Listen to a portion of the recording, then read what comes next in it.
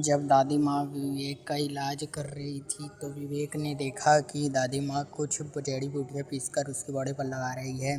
दादी माँ कोई मैजिशियन नहीं थी, वो एक आम औरत थी, पर उन्हें मैजिक की इतनी नॉलेज थी कि किसी मैजिशियन को भी उतनी नहीं थी। जब दादी माँ विवेक का इलाज कर रही थी तो विवेक को अपनी माँ की याद आने लगी।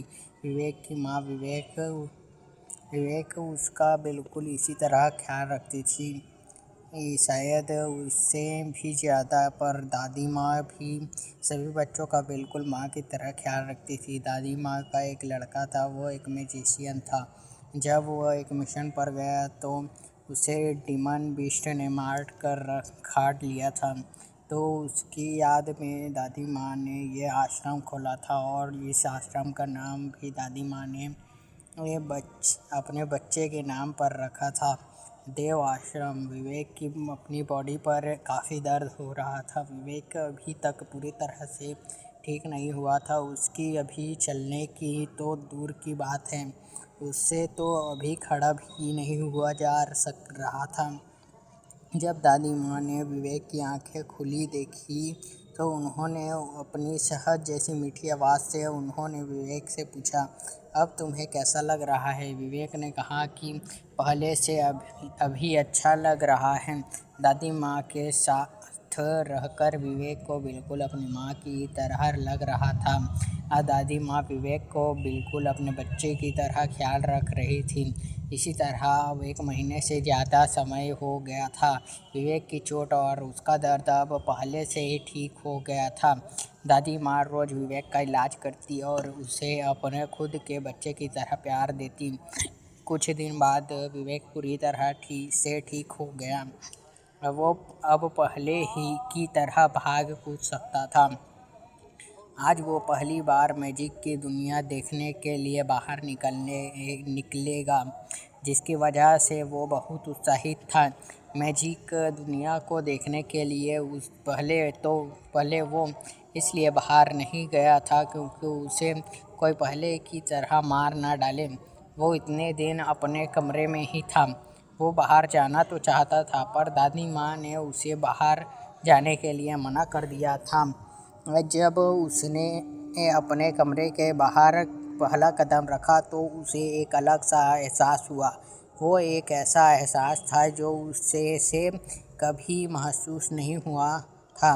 उसे लगा कि मैजिक की दुनिया उसी के लिए है, पर यहाँ पर विवेक का कोई दोस्त नहीं था, क्योंकि वो मरने के 15 दिन पहले ही आश्रम में आया था।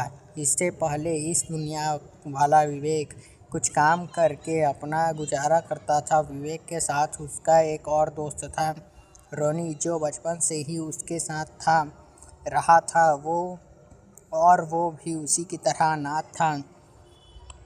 पहले वो दोनों एक गांव में रहते थे। कुछ दिन पहले ही सरकार से सभी अनाथ बच्चों को आश्रम में भेजा था।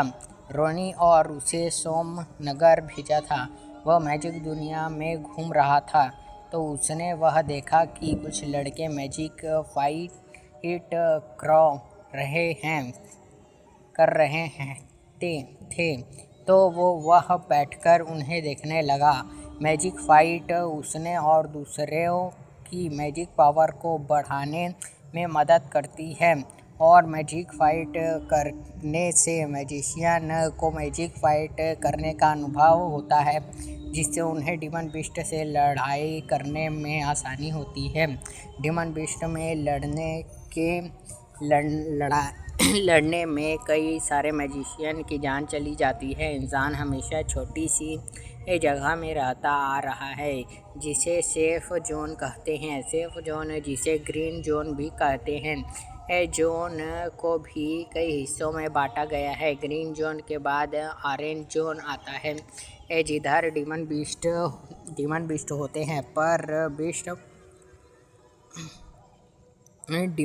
होते हैं, पर ज़्यादा खतरनाक नहीं होते और कुछ ही तादाद में वो डिमन बीस्ट पाए जाते हैं। इसके बाद ब्लू जोन आता है, जिधर किसी मिडिल लेवल मैजिशियन का जिंदा रहना मुश्किल होता है। लगभग 100 मैजिशियन में से सिर्फ 10 से 20 मैजिशियन ही जिंदा रह पाते हैं।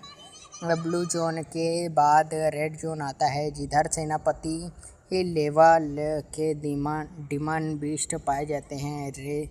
रेड जोन के बाद पर्पल जोन आता है, जिधर राजा स्तर के बीस्ट होते हैं।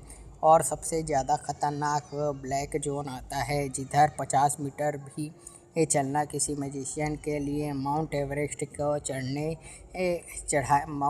की चढ़ाई करने जैसा है मुश्किल काम होता है। कुछ देर बाद जब वो दोनों मैजिशियन मैजिक फाइट करके चले गए तो विवेक भी वहाँ से चला गया। जब वो कुछ देर चला तो उसे एक ग्राउंड में एक लड़का और एक लड़की अपने मैजिक की तुलना करते हुए दिखे। वो दोनों अपने अपने मैजिक की एक्टिवेशन स्पीड और मैजिक पावर की तुलना कर रहे थे। वो लड़का बोला, मेरा मैजिक तुमसे ज़्यादा ताकतवर है और मेरा मैजिक तुमसे ज़्यादा पहले एक्टिवेट हुआ है। तो उसके जवाब में वो लड़की बोली, नहीं, मेरा मैजिक तुमसे ज़्यादा ताकतवर है, इसीलिए मैं तुमसे ज़्यादा ताकतवर मैजिशियन हूँ। तुम अपनी हार मान लो कि तुम मुझसे कमज़ोर हो, इसी में तुम्हारी भलाई है। वो दोनों इस तरह लड़ रहे थे, तभी 3 लड़के विवेक के सामने आ जाते हैं और उससे कहते हैं, विवेक, तुम अभी तक जिंदा हो, तुम अभी तक मरे नहीं। विवेक उनकी बात सुनकर काफ़ी हैरान हुआ। वो अपने मन में सोच रहा था कि उस पर हमले की बात तो गुप्त थी, तो इन्हें कैसे पता मेरे मरने की, और वो इन्हें जानता भी नहीं था। तो उसने पूछा, कौन हो तुम? उस एक लड़के जिसके अजीब से और पीले दांत थे, उसने कहा, लगता है कि तुम हमें भूल गए हो, तो तुझे याद दिलाना होगा। नोनी नाम के उस लड़के ने कहा। वो उनका लीडर था। उसकी आवाज़ काफ़ी गुस्सैल और धमकी देने वाली थी। उसने एक बार फिर से पूछा कि तुम सच में हमें नहीं जानते हो? तो विवेक ने बिल्कुल सीधा जवाब देते हुए कहा, नहीं। तो नोनी ने अपनी धमकी वाली आवाज़ में कहा कि हम बताते हैं कि हम कौन हैं। तुम्हें पता है कि किसने तुम्हें जान से मारने की कोशिश करी थी? विवेक ने उनके तरफ देखते हुए पूछा, किसने? तो नोनी ने कहा, तुम याद करो कि कुछ दिन पहले तुमने एक लड़के को पुलिस से पकड़वा दिया था। तो विवेक ने कहा, हाँ, मुझे अच्छी तरह याद है। तो नोनी ने कहा, वो मेरा छोटा भाई था। उसकी बात सुनकर विवेक को ज़्यादा हैरानी नहीं हुई। उसे इसकी उम्मीद थी कि उस अपने भाई के पकड़े जाने का बदला वो उससे लेगा। तो वो उससे बिल्कुल भी डरा और घबराया नहीं। उसने अपनी यादों में देखा था कि किसी ने उसका अपहरण करके उसे कुत्तों की तरह मारकर उसकी जान ले ली थी। वहाँ वो उन कातिलों को ढूंढने की सोच रहा था और वो सभी सीधा उसके पास आकर उसे धमकी दे रहे थे। तो मुझे मारने वाले तुम ही थे।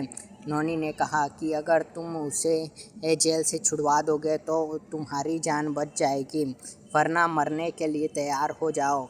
वो तीनों मैजिशियन थे, पर फिर भी विवेक उनके से बिल्कुल नहीं डरा था।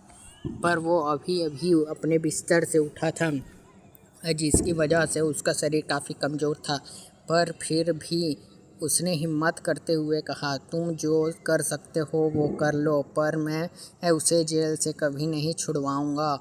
उन तीनों को विवेक की बात पर काफ़ी गुस्सा आया और उन्होंने बिना कुछ सोचे ही अपनी मैजिक पावर से विवेक पर हमला किया। उनकी मैजिक पावर इतनी ज़्यादा अभी नहीं थी, पर विवेक अभी अभी ठीक होकर अपने बिस्तर से खड़ा हुआ था, जिसकी वजह से वो काफ़ी कमज़ोर था। उनकी मैजिक पावर से विवेक खून में लथपथ होकर दूर जा गिरा।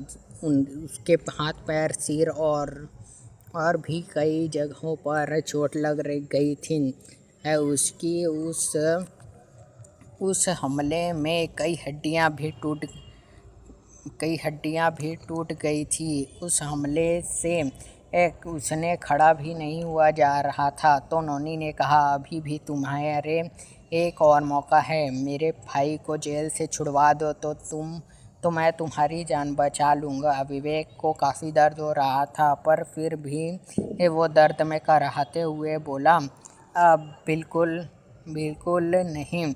तभी विवेक का ड्रैगन और फिनिक्स टैटू चमकने लगे और उसकी सभी चोटें बिल्कुल ठीक हो गई।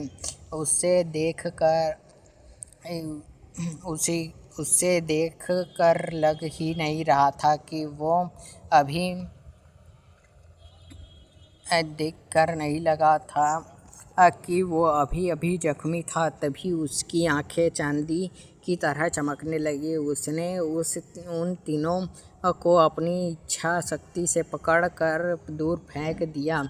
उनमें से एक दीवार पर गिरा तो वो दीवार टूट गई और एक कमरे की खिड़की को तोड़कर कमरे में जा गिरा और तीसरा एक पेड़ की मोटी सी